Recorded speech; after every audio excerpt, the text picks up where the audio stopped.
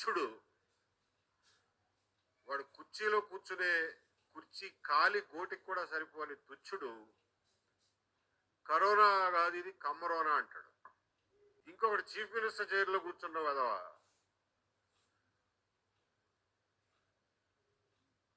Election కమిషనర్కి కులాన్ని ఆపాదించి ఆయన నిర్ణయాన్ని కులానికి అంటగడతాడు.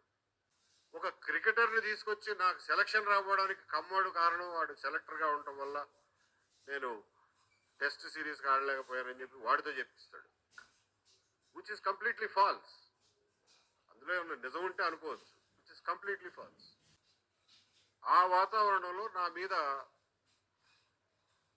ఒక లేనిపోయిన నింద వేయడమే కాకుండా నేను ఏ విలువల కోసమైతే కట్టుబడి 30 సంవత్సరాలు ఉద్యోగం చేశానో ఆ విలువలనే టార్గెట్ చేశాడు.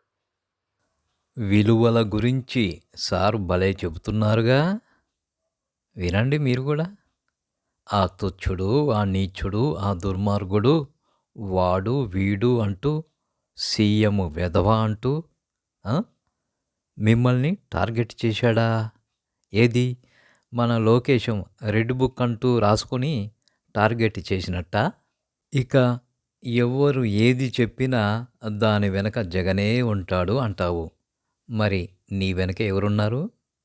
ఎవరో ఉన్నారు అని అనుకోవాలిగా మరి. వాడు వీడు వెధవ, తుచ్చుడు, నీచుడు, దుర్మార్గుడు అంటూ ఎందుకీ కమ్మని మాటలు?